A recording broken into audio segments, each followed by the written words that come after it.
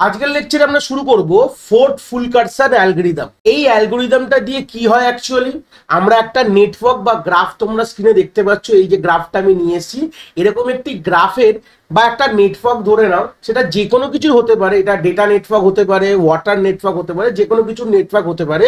সেই নেটওয়ার্ক থেকে আমরা ম্যাক্সিমাম কতটা ফ্লো পাবে। যদি ওয়াটার নেটওয়ার্ক হয় তাহলে জলটা কতটা ম্যাক্সিমাম একটা প্রান্ত থেকে একটা প্রান্তেতে যাবে। যদি ডেটা হয় তাহলেও সেই সেম গল্প, যে একটা প্রান্ত থেকে একটা প্রান্তেতে ম্যাক্সিমাম কতটা ফ্লো হবে সেটাই কিন্তু আমরা এই অ্যালগরিদমের সাহায্যে বার করব। ফোর্ট ফুলকারসন অ্যালগরিদম কিন্তু একটা গ্রিডি অ্যাপ্রোচেই কাজটা করবে। আমরা অলরেডি অ্যালগরিদমের যে ক্লাসেস গুলো অলরেডি পড়ে এসেছি, যেখানে আমাদের গ্রিডি হচ্ছে আরেক এক ধরনের অ্যাপ্রোচ অফ অ্যালগরিদম। যেরকম ডাইনামিক প্রোগ্রামিং ছিল, আমাদের ব্যাক ট্র্যাকিং ছিল, ব্রাঞ্চ এন্ড ব্রাউন ছিল, সেরকম গ্রিডির অ্যাপ্রোচ ফলো করে ফোর্ট ফুলকারসন বলে একটা দুটো ডিফারেন্ট সায়েন্টিস্ট এই এক প্রবলেমের সলিউশনটা দিয়ে গেছে। সেটাই আমরা পুরো এই লেকচারে ইন ডেপথ ডিসকাস করব, কিভাবে কি করেছে, কি বৃত্তান্ত, উইথ সাম এক্সাম্পল, যেটা তোমাদের প্রিভিয়াস ইয়ারে প্রশ্ন থেকে আমি নিয়েছি অলরেডি, যেগুলো ইউনিভার্সিটিতে এসছে। ইউনিভার্সিটি পয়েন্ট অফ ভিউর জন্য খুবই ইম্পর্টেন্ট, আর যারা গেট এবং নেটের জন্য পড়াশোনা করছো তাদেরও কিন্তু এটা এরকম ধরনের অ্যালগরিদম বেসিসে প্রবলেম কিন্তু ওরা দিয়েই আসে। তো সেটাই আমরা দেখব কিভাবে এটাকে আমরা সলভ করতে পারবো in depth with the algorithm, with the complexity কিন্তু আমরা এই লেকচারে ডিসকাস করব। তাহলে চলে আসি, প্রথমে এই নেটওয়ার্কটা একটু ভালো করে দেখে নিই। যে কোনো যখন তোমাদের এরকম নেটওয়ার্ক তোমাদের দেওয়া হবে, তোমাদের প্রথমে দুটো কথা বার করতে হবে, কাকে বলে সোর্স, কাকে বলে সিঙ্ক। সোর্স আর সিঙ্ক কথাটার মানে কি? দেখো, নেটওয়ার্ক সোর্স মানে শুরুটা, যদি আমরা বলি এটাকে যদি ট্রান্সমিটারও বলতে পারো, আর সিঙ্ককে আমরা রিসিভার, মানে এক সাইড থেকে ছাড়ছো এক সাইডে গিয়ে ধরবো। তো সেই জিনিসটা প্রথমে আমাকে আইডেন্টিফাই করতে হবে। অনেক সময় আমাদের প্রবলেম হয়তো বলে নাও দেওয়া থাকতে পারে কাকে বলে সোর্স, কাকে বলে সিঙ্ক। সেই জন্য প্রথমে আমাদের এটা যে কোনো একটা নেটওয়ার্ক তোমায় দেওয়া থাকবে, এখানে কি বাই বাই লেখা রয়েছে এগুলো সব আমরা পরে বলবো, ঠিক আছে? এটা নিয়ে কোনো ডিসকাস ব্যাপার নেই। এবং আরেকটা কথা বলি, প্রথমে সোর্স আর সিঙ্কটা বলি, তারপরে সে আরেকটা কথা বলবো। তো সোর্স মানে এমন একটি তুমি ভার্টেক্সকে ধরবে যার থেকে কোনো ইনকামিং এজ নেই, মানে যার থেকে কোনো না, যার মধ্যে কোনো ইনকামিং এজ নেই। মানে যেই দেখো এজটাকে আমি এ করলাম, হাইলাইট করলাম, দেখো এই যে নোটটার মধ্যে কিন্তু কোনো ইনকামিং এজ নেই। সেরকম সিঙ্ক হচ্ছে এমন একটি ভার্টেক্স হবে, সেই ভার্টেক্সের মধ্যে কোনো আউটগোয়িং এজ থাকবে না। তাহলে এটা উল্টো হওয়া বলতে পারো। তাহলে সোর্সের থেকে শুধু অনলি আউটগোয়িং এজ, দেখো এখানে একটা আউটগোয়িং এসছে, এখানে একটা আউটগোয়িং, দুটো আউটগোয়িং এজ আছে সোর্স থেকে আছে। সেরকম সিঙ্কে গিয়ে কিন্তু সবগুলো এজ কিন্তু একটাই, যে সিঙ্ক যে নোটটা বলতে পারো বা টার্মিনেটর নোট বলতে পারো, সেখানে গিয়েও কিন্তু ওটা সব কনভার্ট হচ্ছে বা একটা জায়গায় গিয়ে ঢুকছে, যেটাকে বলা হয় সিঙ্ক বলতে পারো। তাহলে যে কোনো গ্রাফ থেকে তোমাদের প্রথমে আইডেন্টিফাই করতে হবে যে কোনটা সোর্স কোনটা সিঙ্ক, কেন কি আলটিমেটলি সোর্স থেকে সিঙ্কের মধ্যে আমাদের ম্যাক্সিমাম ফ্লোটা বার করতে হবে। এবং কিভাবে করবো সেগুলো তোমরা আসবোই, কোনো অসুবিধা নেই। বাট তার আগে যে বললাম আরেকটা কথা বলবো, সেটা হচ্ছে এই গ্রাফগুলো কিন্তু ডাইরেকশনাল গ্রাফ হবে, মানে যার কোনো ফ্লোয়ের ডিরেকশন দেওয়া থাকবে, মানে প্রত্যেকটি এজের কিন্তু অ্যারো থাকবে। এটা কিন্তু খুব ইম্পর্টেন্ট কথা, আমাদের এই অ্যারোগুলোকে কিন্তু পরবর্তীকালে কাজে লাগবে। তো এই হচ্ছে বেসিক আইডিয়াটা। যে কোনো তোমাকে এরকম একটা নেটওয়ার্ক দিয়ে দেবে, সেখান থেকে তোমাকে সোর্স থেকে সিঙ্কের মধ্যে ম্যাক্সিমাম ফ্লোটা বার করতে হবে। কিভাবে বার করবো সেটা আমরা দেখবো, কোনো অসুবিধা নেই। তো দেখো, যেটা আমি বললাম সেটাই লেখা রয়েছে, the problem is to find the maximum possible flow between the source to sink. Source থেকে সিঙ্কের মধ্যে ম্যাক্সিমাম পসিবল যে ফ্লোটা হবে সেটা কিন্তু বার করতে হবে। কিছু কনস্ট্যান্ট থাকবে, সে অ্যাডহিয়ারিং সাম ফলোইং কনস্ট্যান্ট। কনস্ট্যান্ট কি জিনিস, এবার কনস্ট্যান্ট নিয়ে কথা বলবো আমরা। তো দেখো, আমরা দেখো এই যে আমাদের এস যে নোটটা আছে এর দিকে ডাইরেক্ট কানেক্টেড, মানে এস থেকে এ কানেক্টেড, এবং তার মাঝখানে এই 0/7 লেখা আছে। 0/7 কথাটা কি মানে আমি তোমাকে ভালো করে বোঝাবো। প্রথমে 0/7, এই 7টা নিয়ে কথা বলি। তার মানে এই যে সোর্স থেকে এই যে এস বলে যে ভার্টেক্সটা ছিল, সেখান থেকে যে এ নামক ভার্টেক্সের মধ্যেই ধরে নাও 7 ইউনিটস কিন্তু ফ্লো করতে পারে। সেটা ওয়াটার হতে পারে, সেটা ডেটা হতে পারে, যে কোনো কিছু হতে পারে। তো সেটাই বলছে যে তোমার প্রত্যেকটি এজের একটা ক্যাপাসিটি দেওয়া থাকবে। কি বললাম, এজের একটা ক্যাপাসিটি, এই যে দেখতে পাচ্ছ এস থেকে যে এজটা রয়েছে এর ক্যাপাসিটি কিন্তু এখানে 7 বলে দেওয়া রয়েছে। মানে 7-এর থেকে বেশি কিন্তু কোনোভাবে ফ্লো করতে পারবে না। তাহলে এটা হচ্ছে প্রথম কনস্ট্রেন্ট। কনস্ট্রেন্ট মানে লিমিটেশনস। আমরা তো ম্যাক্সিমাম ফ্লোটা তো বার করবো, বাট এই লিমিটেশনস গুলোকে মাথায় রেখে বার করতে হবে। এটাই হচ্ছে মেন গল্প এখানকার। The flow along any edge can not exceed its capacity, মানে এই দুটো এজের মধ্যে যে ফ্লোটা আমি দেবো সেটাই এজের যে ক্যাপাসিটি থেকে কখনো কিন্তু এক্সিড করবে না। এই জিরোটা কি জিনিস আমরা পরে ডিসকাস করবো, অসুবিধা নেই। প্রথমে আগে আমরা বুঝলাম যে সেভেনটা মানে কি। তাহলে সেভেন বুঝতে পেরেছো? তার মানে দেখো এস থেকে যদি ডি এর কথা ভাবো তাহলে ফোরটা কি বুঝতে পারলে, ডি থেকে যদি সি এর কথা বললে টুটা কি বুঝে গেছো। তার মানে এই ডি সি যে এইচটা রয়েছে, যদি আমি এভাবে নাম দিই ডি থেকে সি, সেই এইচটার ম্যাক্সিমাম ক্যাপাসিটি কি বলেছে, ম্যাক্সিমাম ফ্লো কি পসিবল আছে এই ডি থেকে সি এর মধ্যে 2 ইউনিটস বলতে পারো। সেইটা যে কোনো কিছু লিটার হতে পারে, তোমার জিবি হতে পারে, টিবি হতে পারে, যাই হোক না, ডেটার ইউনিট আলাদা আছে, ওয়াটার ইউনিট আলাদা আছে। তো ফ্লো নেটওয়ার্ক কিসের উপর হতে পারে, হয় ডেটার উপর হতে পারে বা হয়তো ওয়াটারের উপর হতে পারে, কারেন্টের উপর হতে পারে, বাট আমরা অত ওইদিকে যাবো না, জাস্ট আইডিয়াটা নেওয়ার জন্য।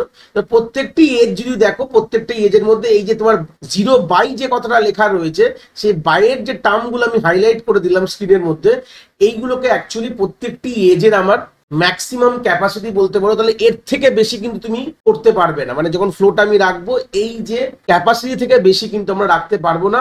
এবং তার পরের পয়েন্টে কনস্ট্যান্টটা বলছে for every vertex except source and sink the inflow equal to the outflow, this ensure the conservation of flow। মানে গল্পটা কি, ধরে নাও এস থেকে এতে যদি তোমরা 7 ইউনিটস যদি ডেটা যদি পৌঁছাতে পারে, তাহলে সেটা কিন্তু আবার আমাদের যে আগের ফলোইং লিঙ্কে কিন্তু ওইভাবে ডিস্ট্রিবিউট হয়ে বেরিয়ে চলে যাবে, মানে যতটা ঢুকবে সেই অ্যামাউন্টেই বেরাবে। এটাই তো নর্মাল হয়। যদি আমাদের ইন্টারমিডিয়েটের কোনো নোট থাকে, যতটা অ্যামাউন্ট অফ জিনিস ঢুকবে তো সেখান থেকে তার পরবর্তী দিকে ততটাই বেরাতে পারবে। শুধু সোর্স আর সিঙ্কে বাদ দিয়ে, সোর্স শুধু পাঠাবে আর সিঙ্ক শুধু অ্যাবজর্ব করবে, এই দুটোকে বাদ দিয়ে দাও, বাকি যে জিনিসটা যে নোটস গুলো রয়েছে দেখতে পাচ্ছ, তার যতটা অ্যামাউন্ট তার কাছে পাবেও সেটাকে সে আগের নোডে ততটাই সে এরভাবে ডিস্ট্রিবিউট করে দেবে। এই হচ্ছে বেসিক আইডিয়া। এই পয়েন্টটা খুব একটা ইম্পর্টেন্ট না, মানে যখন আমরা অঙ্কটাকে সলভ করবো, না মেন পয়েন্ট আমরা অঙ্কটা কি করে সলভ করবো সেটা এখান থেকে কিন্তু মেন আমাদের আইডিয়া হবে। যাই হোক, আমরা যখন এটাকে একটা অঙ্কের মারফতে দেখলে আরো জিনিসটা বুঝতে পারবে যে এই জিনিসটা কিভাবে হচ্ছে। বাট এইটুকু মাথায় রাখবো, যে কোনো জায়গায় সোর্স এবং সিঙ্ক বাদ দিয়ে, সোর্সটাকে ছেড়ে দাও, সিঙ্কটাকে ছেড়ে দাও, বাদ বাকি যতগুলো যে ভার্টেক্স রয়েছে তাদের inflow equal to outflow. Inflow মানে যতটা অ্যামাউন্ট অফ ইউনিট জল বলো, ডেটা বলো, যাই বলো ঢুকবে ততটাই অ্যামাউন্ট বেরিয়ে যাবে। এই হচ্ছে ব্যাপারটা বলেছে, ব্যাস এই সিম্পল কথা। এবার নেক্সট চলে আসবো টার্মিনোলজি কি কি আমাদের জানতে হবে আমাদের অঙ্কতে ঢোকার আগে। তো প্রথম যে টার্মিনোলজির ব্যাপারে কথা বলেছে, ফার্স্ট বলছে রেসিডুয়াল গ্রাফ। ঠিক আছে, তো রেসিডুয়াল গ্রাফটা বোঝার আগে আমি প্রথমে তোমাদের রেসিডুয়াল ক্যাপাসিটিটাও আমাদের দেখতে হবে। তো গল্পটা কি আছে, প্রথমে রেসিডুয়াল গ্রাফ, রেসিডুয়াল ক্যাপাসিটি দুটোই দেখবো, চিন্তা নেই। প্রথমে তার আগে এই পয়েন্টটা বুঝবো যে 0 বাই, প্রথমটা দেখো এটা লেখা আছে, একই গ্রাফ উপর থেকে জাস্ট কপি করে নিচে রেখেছি তোমাদের বোঝানোর জন্য।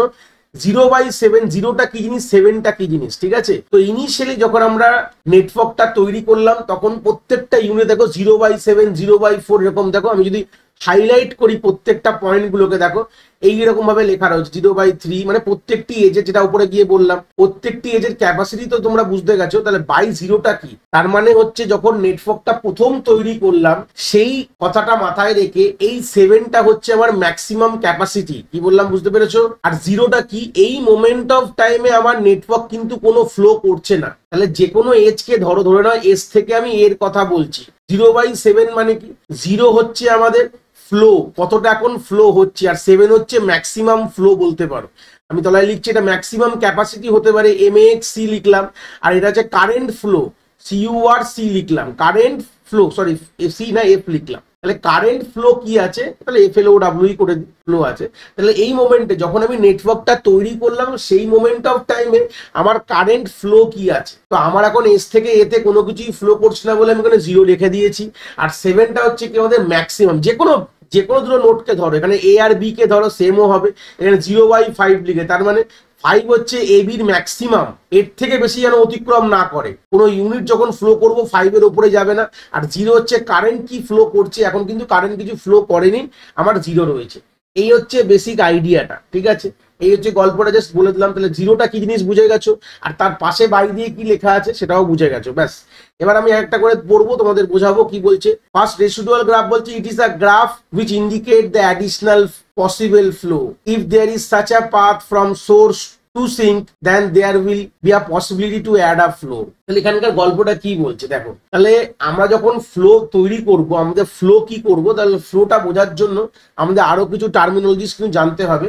জাস্ট আমি এখানে হাইপোথেটিক্যালি একটা কথা বলছি যে আমাদের সোর্স থেকে সিঙ্ক, এই যে সোর্স থেকে সিঙ্ক একটা ফ্লো হবে, আমাদের পাথ গুলোকে দেখতে হবে কতগুলো পাথ হতে পারে যেখান থেকে আমরা সোর্স থেকে সিঙ্ক ফ্লো হতে পারে, পসিবিলিটিস কি কি আছে।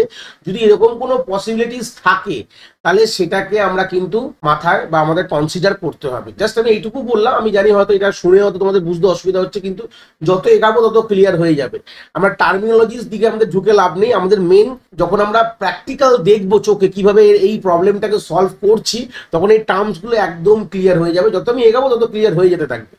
রেসিডুয়াল গ্রাফ কথাটার মানে কি, এটা কিন্তু আমরা যেটুকু বললাম সেটুকু যদি ক্লিয়ার না হয় আমরা প্রবলেম সলভ করতে গেলে বুঝে যাবে রেসিডুয়াল গ্রাফ কথাটার মানে কি। আমরা যখন একটা ফ্লো যখন রেডি হয়ে গেছে, ফ্লো আমরা একটা ফ্লোকে কনসিডার করেছি, তারপরে যদি কোনো ফ্লো থাকে তাহলে সেটাকেই বলা হবে রেসিডুয়াল গ্রাফ বলতে। ফ্লোটা কনসিডার করার পর যে গ্রাফটা থাকবে সেই গ্রাফটাকে আমরা বলতে পারি রেসিডুয়াল গ্রাফ, বা পরে আমরা এই গ্রাফে আরেকটা ফ্লো যদি কোনো পসিবিলিটিস থাকে তাহলে সেই ফ্লোটাকে আমরা কনসিডার করতে পারি। এটাকে অ্যাকচুয়ালি বলা হয় রেসিডুয়াল গ্রাফ। যদি এখানে না বুঝতে পারো আমি এগাচ্ছি, আমি নিশ্চয়ই এর পরের স্লাইডে একটা অঙ্ক করতে গিয়ে বুঝে যাবেই, কোনো অসুবিধা নেই। রেসিডুয়াল ক্যাপাসিটিটা কি, এটা হচ্ছে the original capacity of the edge minus the flow. ধরে নাও কোনো কারণে আমি যখন ফ্লো যখন করব তখন তো একটা সার্টেন অ্যামাউন্ট এখানে জিরোর জায়গায় অন্য কিছু লিখবো, যখন আমি একটা প্র্যাকটিক্যাল দেখাবো তখন গল্পটা কি যে কারেন্ট ফ্লো আর ম্যাক্সিমাম ক্যাপাসিটি, তাহলে ম্যাক্সিমাম ক্যাপাসিটি মাইনাস, ঠিক আছে, কারেন্ট ফ্লো, এটাকে বলা হচ্ছে আমাদের রেসিডুয়াল ক্যাপাসিটি। ঠিক আছে, আরসি লিখলাম মানে রেসিডুয়াল ক্যাপাসিটি। তাহলে রেসিডুয়াল ক্যাপাসিটির ফর্মুলা কি, প্রত্যেকটি এজের কিন্তু রেসিডুয়াল ক্যাপাসিটি আমরা বার করব যখন অঙ্কে যাব। যেই টার্মস গুলো এখানে আমরা কথায় পড়ছি সেটা কিন্তু আমরা অঙ্কতে যখন যাব বা একটা প্রবলেম সলভ তখন জিনিসটা আরো ক্লিয়ার হবে। থিওরি পড়ে যতটা আইডিয়া না থাকে প্র্যাকটিক্যাল দেখলে আরো ক্লিয়ার হয়ে যাবে। তো সেখান থেকে কি আইডিয়া আসছে, যে বেসিক আইডিয়াটা বলে দিলাম, রেসিডুয়াল ক্যাপাসিটি মানে কারেন্ট ফ্লো, কারেন্ট ক্যাপাসিটি বলতে পারো, কারেন্ট ক্যাপাসিটি মাইনাস তোমার maximum capacity minus current flow. এখন কি ফ্লো হচ্ছে আর ম্যাক্সিমাম ক্যাপাসিটি কি মাইনাস করে দিলেই তুমি পেয়ে যাবে হচ্ছে রেসিডুয়াল ক্যাপাসিটি। ঠিক আছে, আমরা ফর্মুলাতে গেলে দেখবো। আর আলটিমেটলি এখান থেকে যদি আমি এক্সাম্পল দিই, এই 0 আর 7, তাহলে 7 মাইনাস 0 এটা হচ্ছে আমার রেসিডুয়াল ক্যাপাসিটি, 7ই হবে। ঠিক আছে, 7 মাইনাস 0, তাহলে ম্যাক্সিমাম ক্যাপাসিটি 7, কারেন্ট ফ্লো 0, তাহলে 0 মাইনাস 7। এখানকার ক্ষেত্রে যদি বলি তাহলে এটা এস থেকে রেসিডুয়াল ক্যাপাসিটি কে 7ই আছে, এটাই হচ্ছে গল্প। নেক্সট হচ্ছে minimal cut, also known as a bottleneck capacity, which decide the maximum possible flow from source to sink through a augmented path. Augmented pathটা প্রথমে কি জেনে নাও। ধরে নাও আমি একটা পাথকে ডিসাইড করলাম, দেখো এই যে পাথটা নিলাম মানে সোর্স থেকে সিঙ্ক একটা পাথ, তোমাদের এরকম আমাদের আরবিটারি পাথ আমাদের ধরতে হবে, এরকম কোনো ব্যাপার নেই, কোনো ফিক্স কোনো গল্প হবে। আমরা যখন প্রবলেমটা সলভ করা শিখবো তখন আমরা এরকম আরবিটারি পাথ ধরলাম। প্রথম ধরো পাথটা কি ধরছি, ধরে নাও এস থেকে এ থেকে বি থেকে টি, এটা হচ্ছে একটা পাথ আমি ধরলাম। এই যে পাথটা ধরলাম এই পাথটাকে বলা হয় অগমেন্টেড পাথ বলা হয়। পরে লেখা আছে অগমেন্টেড পাথ জিনিসটা কি, তাহলে বুঝে গেছো।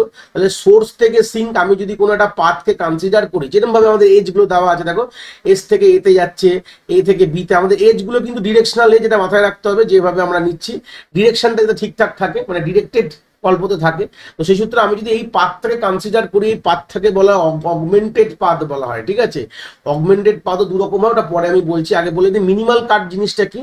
জাস্ট এই দেখো এই পাথে দেখো এস থেকে এ থেকে বি থেকে টি, আমি যে পাথটা আমি এক্ষুনি চুজ করলাম সেই পাথে দেখো এস থেকে এ 7 যাওয়া মানে কি 7 এর বেশি যাবে না, এ থেকে বিতে 5 এর বেশি যেতে পারবে না, এবং বি থেকে টি এর মধ্যে 8 এর বেশি যেতে পারবে না।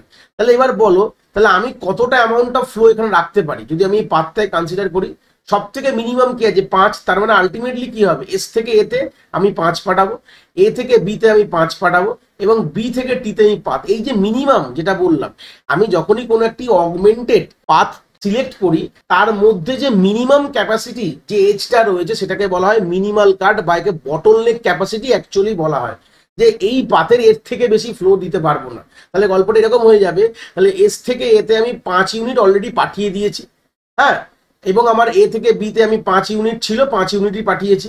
আর সেরকম বি থেকে টিতে আমি 5 ইউনিট পাঠালাম 8 ইউনিটের মধ্যে, মানে 8 ম্যাক্সিমাম, তার মধ্যে আমি 5 পাঠিয়ে দিয়েছি। তাহলে এখন আমার ফ্লো কত হলো, আমাদের ফ্লো হয়ে গেল 5 হয়ে গেল।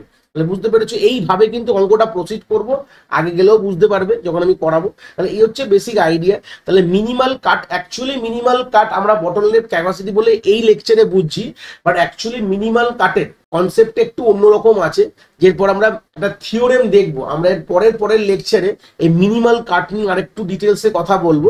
Just for the time being যারা এখন দেখছো, যারা বেসিক একদম কোড ফুলকারসন অ্যালগরিদমের কনসেপ্টটা নতুন তোমাদের কাছে, তাহলে এইটুকু এখন ধরে চলো যে মিনিমাল কাট বটলনেক, কিন্তু অ্যাকচুয়ালি মিনিমাল কাট কিন্তু বটলনেক ক্যাপাসিটি বলে না।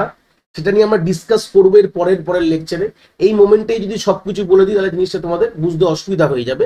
এখন এইটুকু ভেবে চলো যে আমরা যে কোনো একটা অগমেন্টেড পাথ ধরছি, সেই পাথের মধ্যে আলটিমেটলি যে মিনিমাম যে এজটার ক্যাপাসিটি রয়েছে ওটাই কিন্তু আমাদের one kind of a bottleneck capacity বলতে পারো। এটাকে তোমরা বটলনেক ক্যাপাসিটি বলেও কিন্তু তোমরা বুঝতে পারো বা বলতে পারো। এই জন্য বিসি এখানে ছোট শর্ট টার্মটা লিখলাম। অগমেন্টেড পাথ কি বললাম, যে কোনো পাথটা যেটা ডিসাইড করছি ধরছি সোর্স থেকে সিঙ্ক, সেটাকে বলা অগমেন্টেড পাথ। এটা দু ধরনের হতে পারে বললাম, একটা হচ্ছে নন ফুল ফরওয়ার্ড এডেজ আর নন এমটি ব্যাকওয়ার্ড এডেজ। তাহলে গল্পটা কি, তাহলে এই যে কথাটা নন ফুল ফরওয়ার্ড এজেস, তাহলে নন ফুল মানে কি, দেখো এই কথাটা দেখে দেখো 5/7, তার মানে হচ্ছে এটা পুরোটা ফুল হয়নি। তাহলে আমি ফরওয়ার্ড এজ কোনগুলো কনসিডার করব, যেগুলো এখনো কমপ্লিট। দেখো আমরা এ থেকে বিতে, দেখো আমি যদি এই পাথটা ধরতাম SABT, তাহলে সেই সূত্রে গেলে দেখো আমাদের এ থেকে বি এর মধ্যে 5/5 হয়ে গেছে, তার মানে আর আমাদের নেই কিন্তু, মানে এই এজের মধ্যে থেকে আর কিছু পাঠাতে পারবো না, অলরেডি ফ্লো হয়ে গেছে কমপ্লিট, আমাদের কিন্তু রাস্তা বন্ধ হয়ে গেছে, এখানে আর কোনো রকম রাস্তা নেই আর পাঠানোর জন্য। এটাকে বলা হয় নন ফুল, এটা ফুল হয়ে গেছে, নন ফুল বলবে না, ফুল হয়ে গেছে। কোনগুলো নন ফুল, তোকে এই ক্ষেত্রে দেখো 5/7, মানে এখনো তোমার 2 ইউনিট বাকি আছে, তুমি এখান থেকে ফ্লো করাতে পারো। তাহলে এরকম এজ ফরওয়ার্ড কোন এজ গুলোকে সিলেক্ট করবো, যেগুলো এখনো ফুল হয়নি, সেগুলোকে বলা হয় নন ফুল ফরওয়ার্ড এজেস। আর নন এমটি মানে দেখো যেগুলো খালি নেই, অলরেডি 5/5 এটা কিন্তু খালি নেই। 5/7 যদি কোনো একটা ফ্লো হয়, 1%ও ফ্লো হয়, তাহলে সেগুলোকে আমি ব্যাকওয়ার্ড এজও কিন্তু কনসিডার করতে পারবো। এই হচ্ছে বেসিক আইডিয়া। যেগুলো খালি নেই, দেখো 0/3 মানে একদম খালি, মানে এর মধ্যে আগে কোনো ফ্লোই হয়নি, তাহলে এই এজটা অ্যাজ আ ব্যাকওয়ার্ড, ব্যাকওয়ার্ড মানে যে ডিরেকশনে, তার অপোজিট ডিরেকশনে যাবো আমি, মানে অপোজিটে নেবো আমি। সবসময় যে ফরওয়ার্ড নিতে হবে এরকম কোনো মানে নেই, আমরা ম্যাক্সিমাম প্রবলেমই ফরওয়ার্ড নিয়ে করে দিই, ব্যাকওয়ার্ডে যাই না। বাট এরকম ক্ষেত্রেও হতে পারে যেখানে কমপ্লেক্স নেটওয়ার্ক আসছে, যেখানে আমাদের ব্যাকওয়ার্ডও নিতে হলেও হতে পারে। তো ব্যাকওয়ার্ড কোনগুলো নেবো, যেগুলো অ্যাটলিস্ট কিছু অ্যামাউন্ট অফ ফ্লো হয়েছে। তাহলে আমি দেখো এ থেকে এস ফ্লো যেতে পারি, কেন 5/7 কিছু অ্যামাউন্টে ফ্লো আছে। আমরা বি থেকে এই এসটাকে কনসিডার করতে পারি যদি আমাদের কিছু অ্যামাউন্ট অফ ফ্লো হয়। ফ্লোটা আমাদের দেখতে হবে যে হয়েছে কিনা, খুব ইম্পর্টেন্ট কথা, কিছু অ্যামাউন্ট আছে কিনা। তো যাই হোক, এটাকে বলেন আমরা মেনলি ফরওয়ার্ড এজেস নিয়ে কথা বলবো। আর ফরওয়ার্ড এজ কোনগুলো নেবো, যেগুলো ফুল হয়নি। আমরা আরেকটা প্রবলেম দেখলে জিনিসটা পুরো ক্লিয়ার হয়ে যাবে, কোনো অসুবিধা নেই। তো আমরা এই প্রবলেমটাকে সলভ করে পুরো কোড ফুলকারসন অ্যালগরিদম একদম ক্লিয়ার করে দেবো। এই প্রবলেম তোমরা স্ক্রিনে দেখতে পাচ্ছ, find the maximum flow of the network, mention each step clearly. 5 number এসলো WBUT, মানে মার্ক আউট পরীক্ষায় এসেছিল 2023 সালে, ডিজাইন এবং অ্যানালিসিস অফ অ্যালগরিদম যে আমাদের সাবজেক্টটা রয়েছে, এই সাবজেক্টে 2023 সালে WBUT প্রশ্ন, কম্পিউটার সায়েন্সদের। এটাকে এখানে সলভ করাবো। তোমাদের প্রশ্ন এই ছবিটা দেওয়া ছিল, ছবিটা ভালো করে দেখে নাও। তারপরে কি কি করবো, তারপরে আমরা তলায় তলায় পুরো আমি স্টেপ তৈরি করেছি, আমরা ওগুলো দেখবো, চিন্তার বিষয় নেই। তো সেই সূত্রে গেলে ছবিটা দেখে নিয়েছো, এই হচ্ছে গ্রাফটা তোমার দেওয়া ছিল। এবার কি করবে, দেখে থেকে গ্রাফটা তোমাদের প্রশ্ন থেকে খাতায় তো টুকতে হবে, তো এইভাবে টুকে নেবে। দেখো তলায় টুকে দিয়েছি আমি, ঠিক আছে, এইভাবে আমি তুলে নিয়েছি। তুলে নেওয়ার প্রথম দেখো অ্যালগরিদমটা কি বলছে, অ্যালগরিদম এখন ঢুকলাম না কিন্তু আমি, আগে কাজটা শিখে নাও, তারপরে অ্যালগরিদম দেখাবো লাস্টে, চিন্তা নেই। অ্যালগরিদম পড়ে ফেললে বুঝতে পারবে না কিছু। তাহলে প্রথমে আমরা একটা এরকম গ্রাফ নেবো, গ্রাফটা দেখে দেখে নেবো না, যা কোশ্চেন পেপারে দেবে দেখে দেখে এরকম লিখবে। লেখার পর কি করবে, দেখো উপরে কিন্তু প্রত্যেকটা এজের কিন্তু ক্যাপাসিটি এখানে বলে দেওয়া রয়েছে, যে 18, 27, 24, 6 দেখতে পাচ্ছ, আমি হাইলাইট করছি। এগুলো কিন্তু প্রত্যেকটি এজের কিন্তু ক্যাপাসিটি, মানে যে 2 থেকে 6 যে এজটা দিয়েছো তার 8 হচ্ছে ক্যাপাসিটি। এই যেরকম দেওয়া আছে সেরকম লিখবে, কিন্তু তার আগে কি করবে, এই 0/, করে দেবে। দেখো 0 কেন আমি লিখেছি, অ্যালগরিদম কি বলে, প্রথমে ইনিশিয়ালি যখন তোমরা প্রশ্নটা টুকবে খাতায়, তখন তোমাকে প্রত্যেকটা ইনিশিয়াল ফ্লো থাকবে 0, প্রত্যেকটি এজের ইনিশিয়াল ফ্লো থাকবে। দেখো প্রত্যেকটা ক্ষেত্রে কিন্তু 0 লিখে দিয়েছি, দেখতে পাচ্ছ প্রত্যেকটা ক্ষেত্রে আমার প্রত্যেকটি এজে কে আমি কিন্তু 0 দিয়ে দিয়েছি, হয়ে গেল। এইবার তোমায় কি করতে হবে, একটা যে কোনো অগমেন্টেড পাথ সিলেক্ট করো। দেখো আমি কি করেছি, যেটা সিলেক্ট করেছি সেটা ব্লু কালারের লাইন দিচ্ছি। দেখো আমি সেই এজগুলোকে, ভার্টেক্সগুলোকেও হাইলাইট করলাম। এইগুলো হচ্ছে এই পাথটা আমি সিলেক্ট করেছি, এটা তোমাদের ইচ্ছা হবে, মেনলি কোনো ব্যাপার না, যেটা তোমরা নিজেদের মতন করতে পারো, যে কোনো অগমেন্টেড পাথকে সিলেক্ট করে নেবে, ঠিক আছে, যে কোনো অগমেন্টেড পাথ, ঠিক আছে, হয়ে গেল। তাহলে আমি অগমেন্ট পাথ কি নিয়েছি, 1 থেকে 2, 2 থেকে 3, 3 থেকে 6, থেকে হাইলাইটও করলাম স্ক্রিনে, এরকম আমি ব্লু কালারের, যে যখন তুমি অগমেন্টেড পাথটা আমার ভিডিওতে দেখছো তোমরা, এবার ব্লু কালারের যে এজগুলো দেওয়া রয়েছে ব্লু কালারের পেন দিয়ে, সেটা কিন্তু সেটা হচ্ছে অগমেন্টেড পাথ, আমি প্রথম চুজ করলাম, তাহলে এটাকে 1 নম্বর ইনস্টেন্স আমি এগুলো দিয়েছি। 1 মানে কি, এটা আমার ফার্স্ট ইনস্টেন্স, এরপরে কাজ করার পর আবার তোমাকে সেকেন্ড ইনস্টেন্স ড্র করতে হবে, ঠিক আছে, সেটা আমি পরের দিকে কথা বলছি। তাহলে এইটা হচ্ছে অগমেন্টেড পাথ। এবার তোমাদের প্রশ্ন হচ্ছে স্যার যে কোনো করবো, হ্যাঁ যে কোনো করতে পারো, যে কোনো পাথ, এরকম কোনো ব্যাপার নেই, তোমার বন্ধু করছে একটা তুমি করছো আলাদা, এরকম কোনো ব্যাপার নেই, তোমরা যে কোনো জিনিস করতে পারো। চাইলে তুমি 1 থেকে 4, 4 থেকে 3, 3 থেকে 6 সেটাও করতে পারতে, কোনো অসুবিধা নেই। যে কোনো অগমেন্টেড পাথ তোমাকে সিলেক্ট করতে হবে এবং সেই পাথের তোমাকে বটল নেক ক্যাপাসিটি ফাইন্ড আউট করতে হবে। কি করে করবে বলেছিলাম, দেখো এখানে 24 আছে, তার মানে এ থেকে সরি 1 থেকে 2 এর আমাদের যে ম্যাক্সিমাম ফ্লো 24, 2 থেকে 3 এর ম্যাক্সিমাম ফ্লো 10 এবং 3 থেকে 6 এর ম্যাক্সিমাম ফ্লো হচ্ছে 8। তাহলে সব থেকে কম কোনটা, মিনিমাম কোনটা, মিনিমাম হচ্ছে কিন্তু 8, দেখতে পাচ্ছ। তার মানে আলটিমেটলি আমার এই যে পাতের বটল নেক হচ্ছে 8, ভালো কথা। তো 8 বলে তাই জন্য আমরা কি করব, আমরা সিম্পলি এই প্রত্যেকটা জায়গায় 0 কে কেটে দেবো, কেটে কিন্তু আমরা 8 লিখে দেবো। ক্লিয়ার হয়েছে? তাহলে যেটা আমার বটল নেক ক্যাপাসিটি তার থেকে তো বেশি ফ্লো হবে না, তাহলে এই যে 8টা কিন্তু আমি এখানে লিখে ফেললাম, ঠিক আছে, হয়ে গেল। তার মানে আমাদের এই পাথটা যদি কনসিডার করি তাহলে আমাদের ফ্লো কত হবে, তাহলে ফ্লো হবে 8, দেখো এফ এর তলায় আমি 8 লিখলাম, ক্লিয়ার হয়ে গেছে, বাকি কোনো চেঞ্জেস থাকবে না। এই হচ্ছে ফার্স্ট গল্প, তাহলে ফার্স্ট ইনস্ট্যান্সে কাজ হয়ে গেল। এবার যদি আমি বলি যে আমাদের রেসিডুয়াল ক্যাপাসিটি কি থাকবে প্রত্যেকটি এজে, তাহলে 1 থেকে 2 এ যে এইচটা রয়েছে তার দেখো ম্যাক্সিমাম ছিল 24, ফ্লো হয়ে গেছে 8, তাহলে রিমেনিং কত পড়ে রয়েছে, যদি 8 মাইনাস করে দাও 24 থেকে তাহলে তোমাদের চলে আসবে 16, তাহলে রিমেনিং 16 এখনো ফ্লো করা যেতে পারে। তাহলে এই ক্ষেত্রে আমাদের কি হবে, আমাদের রেসিডুয়াল ক্যাপাসিটি কি, 10 মাইনাস 8 হয়ে গেলে আমাদের 2 হয়ে গেল এবং 8 মাইনাস 8 হয়ে গেলে 0, মানে এই রাস্তা বন্ধ হয়ে গেল, এই রাস্তা আর আমরা নিতে পারছি না। এইভাবেই আমাদের কি ফ্লোটা যে ম্যাক্সিমাম চেক করব, মানে ম্যাক্সিমাম কতগুলো আমি পাথ আমরা নেবো, তাতে ফ্লো আমাদের কত হবে ম্যাক্সিমাম সেটা আমরা ডিসাইড করতে পারবো। কিন্তু আমাদের আলটিমেটলি কি, আমাদের যে শেষে ঢোকার জায়গাগুলো বন্ধ হয়ে যাবে। এই যে আমাদের যে 6 এ যে ঢুকছো, 6 হচ্ছে আমাদের কি, দিস ইজ দ্য সিঙ্ক, মাথায় রাখবে কিন্তু। এন্ড 1টা কি আমার কিন্তু সোর্স, এটা দেখেই তোমরা আইডেন্টিফাই করতে পেরে যাবে, কারণ কি 1 থেকে সব আউটগোয়িং আছে, 6 এ সব ইনকামিং আছে। তো সিঙ্কে গিয়ে দেখো, যখন সিঙ্কে যাওয়ার রাস্তা যখন সব বন্ধ হয়ে গেল তখন কিন্তু আমাদের অ্যালগরিদম কিন্তু থেমে যাবে, কিন্তু এটাই ব্যাপার। তাহলে আমরা ফার্স্ট ফ্লোকে কনসিডার করেছি, অগমেন্টেড পাথ দেখেছি, এবার সেকেন্ড ইনস্টেন্সটা আমি যাবো। এই হচ্ছে আমাদের সেকেন্ড ইনস্ট্যান্স, আগের ইনস্টেন্স থেকে আমি সব আপডেট করেই নিচ্ছি, দেখতে পাচ্ছ গ্রাফটা। তাহলে সেকেন্ড ইনস্ট্যান্স, এই যে গ্রাফটা তুমি দেখছো, প্রথমের পর দ্বিতীয় গ্রাফটা দেখছো স্ক্রিনে, এটাকে বলে রেসিডুয়াল গ্রাফ, ঠিক আছে, যে একটা ইনস্টেন্সের কাজ করার পর আরেকটা ইনস্টেন্সে চলে গেলাম গ্রাফের। তোমাদের খাতাও কিন্তু এরকম ভাবে গ্রাফ আঁকতে হবে, একটা আঁকলে হবে না, মাল্টিপল। এই যে বলছি না, শো দ্য স্টেপস ক্লিয়ারলি 5 নম্বরের, তো অবভিয়াসলি এখানে 3-4টে অগমেন্টেড পাথ বেশি হবে না, তাহলেই তোমার ফ্লো বন্ধ হয়ে যাবে। তো আলটিমেটলি তোমাকে কি করতে হচ্ছে, তোমাকে প্রত্যেকটি গ্রাফ ইনস্টেন্স ওয়াইজ কিন্তু খাতায় আঁকতে হবে। তো সেকেন্ড যখন ইনস্টেন্সে গ্রাফটা ড্র করলাম, এই যে গ্রাফটা বলে রেসিডুয়াল গ্রাফ, মানে এর মধ্যে কোনো আর কোনো পসিবিলিটি হতে পারে কিনা ফ্লোর, এই যে আমি চেক করছি গ্রাফটা এঁকে, এটাকেই বলা হয় রেসিডুয়াল গ্রাফ। তাহলে বলেছিলাম প্র্যাকটিক্যালে আসলে সব ক্লিয়ার হয়ে যায়, প্র্যাকটিক্যাল বলতে গেলে ছবি দেখবে যখন।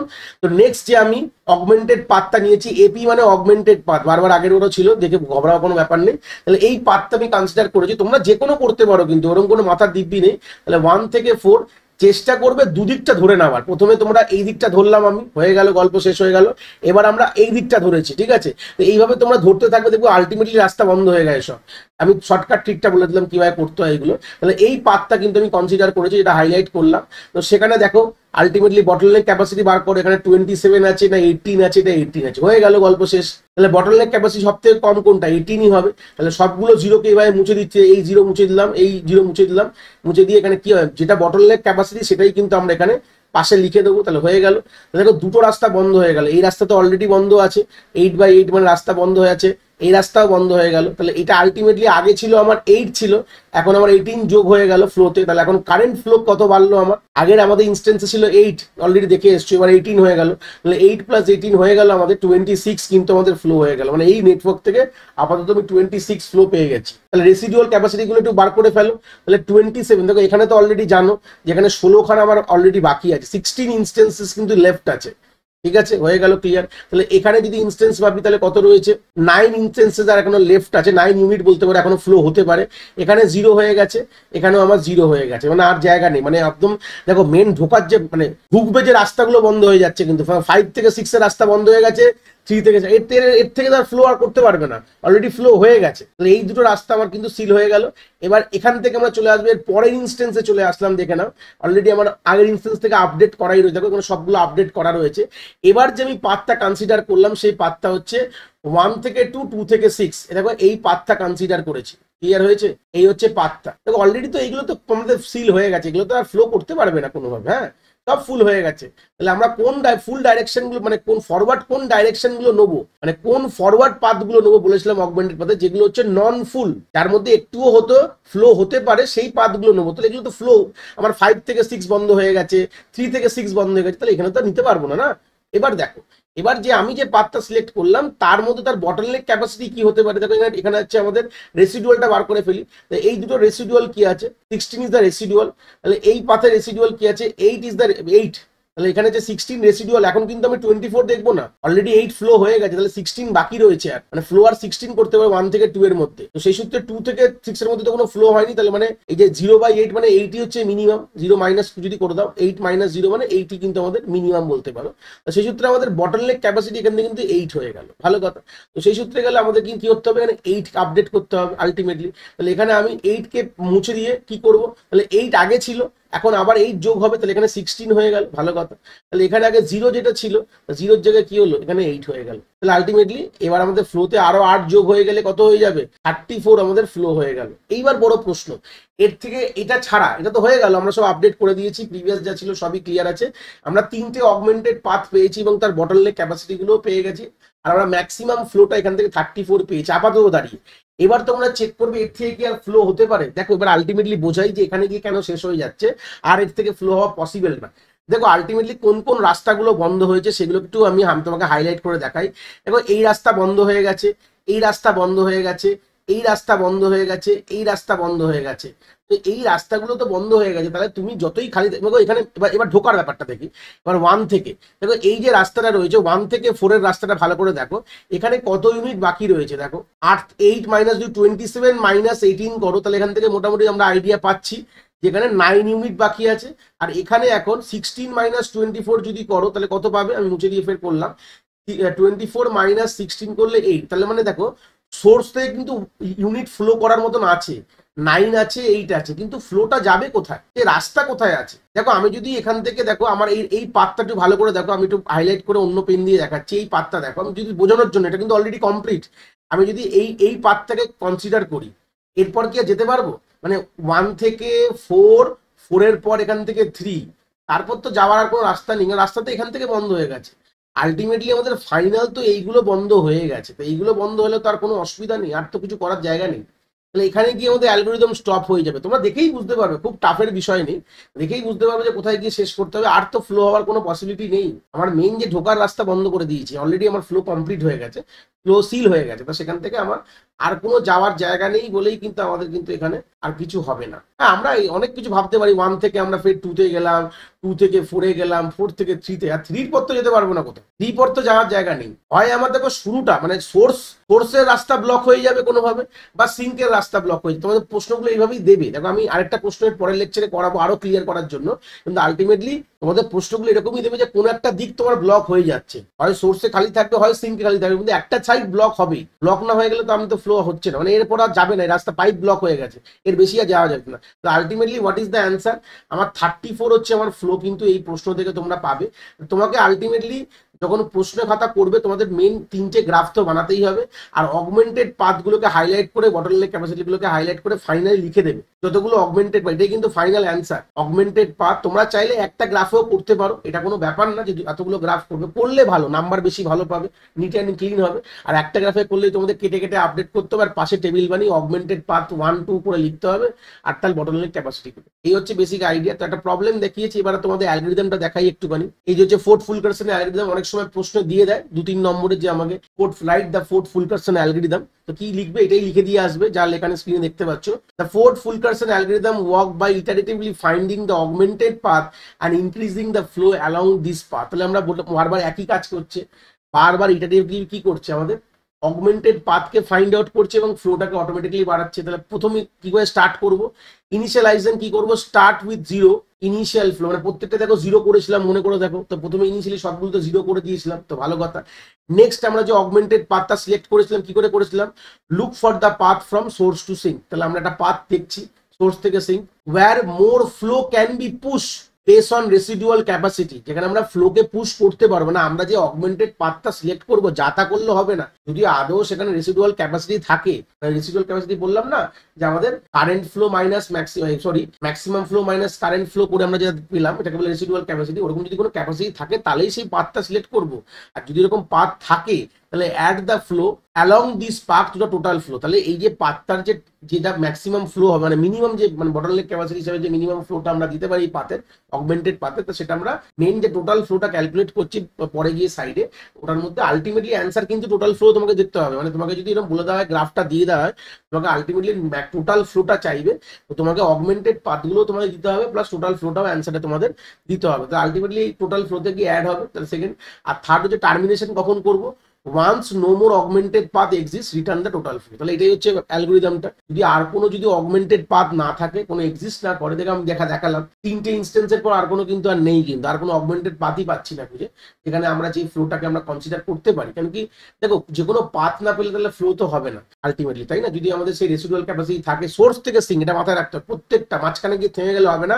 সোর্স থেকে সিঙ্ক যা অগমেন্টেড পাথ তৈরি করবে সেগুলো কিন্তু সোর্স থেকে শুরু হবে, সিঙ্কে গিয়ে শেষ হবে। সোর্সকে আমরা এস দিয়ে নোট করি আর সিঙ্ককে আমরা টি, তার মাঝখানে তুমি যে কোনো পাথ নিতে পারো, এই পাথ নাও, এই পাথ নাও, এই পাথ নাও, যে কোনো পাথ নাও, কিন্তু সোর্সে শুরু হবে সিঙ্কে শেষ হবে, আর তাদের মধ্যে রেসিডুয়াল ক্যাপাসিটি থাকে। যদি এরকম থাকে তাহলে সেই পাথটাকে নেবো, আর সেই পাথের যে ফ্লোটা আমরা ফ্লোতে অ্যাড করে দেবো। যদি কোনো পাথ না থাকে তাহলে সেই পাথটা আমি টোটাল ফ্লোটা রিটার্ন করে দেবো। এই হচ্ছে বেসিক বলতে পারো আমাদের অ্যালগরিদম, আমাদের ফোর্থ ফুলকারসন, যেটা মোটামুটি এখানে লিখে দিলে মোর দ্যান এনাফ, 2-3 নম্বরে আদায়।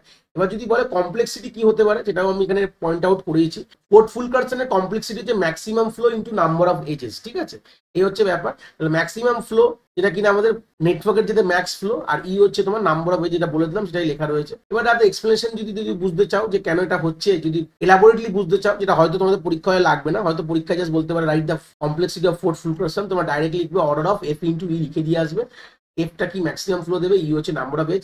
বাট তাও যদি বুঝতে হয় কিভাবে হচ্ছে, তার জন্য পয়েন্টটা রেখেছি এখানে। নাম্বার অফ ইটারেশন কি বলছে, in each iteration the algorithm increase the flow by at least 1 unit or by the bottleneck capacity of the augmented flow. তাহলে ভাবো প্রত্যেকটি ইটারেশনে আলটিমেটলি তোমার ফ্লোটা কত ইউনিট করে বাড়ছে বলো তো, 1 ইউনিট বলেছে, এটা সময় লাগছে 1 ইউনিট বলতে পারো ইটারেশনটা পুরো দেখতে, মানে 1 ইউনিট, অ্যাটলিস্ট 1 ইউনিট, মানে তার বটলনেক যেই পাথটা তোমরা ধরছি সেই পাথের যে বটলনেকটা কিন্তু আমাদের ফ্লো বাড়ছে।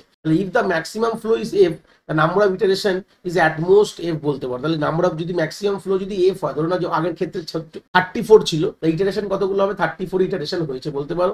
আর ওয়ার্ক পার ইটারেশনে কি হচ্ছে, তাহলে in each iteration find the augmented path require order of V time the residual graph. তাহলে আমাদের অর্ডার অফ ভি টাইমে আমরা কি অগমেন্টেড পাথটাকে ফাইন্ড আউট করছি, আলটিমেটলি তার টোটাল ক্যাপাসিটি কি হয়ে গেল আমাদের এফ ইন্টু এ। এইটুকু অত এক্সপ্রেশন তোমাদের পরীক্ষায় লিখতে হবে না, আর যদি জানার ক্ষেত্রে আমি বলে দিলাম। তাহলে এই হচ্ছে তোমার ব্যাপারটা, order of F into E, F হচ্ছে ম্যাক্সিমাম ফ্লো, ই হচ্ছে তোমাদের নাম্বার অফ এজেস।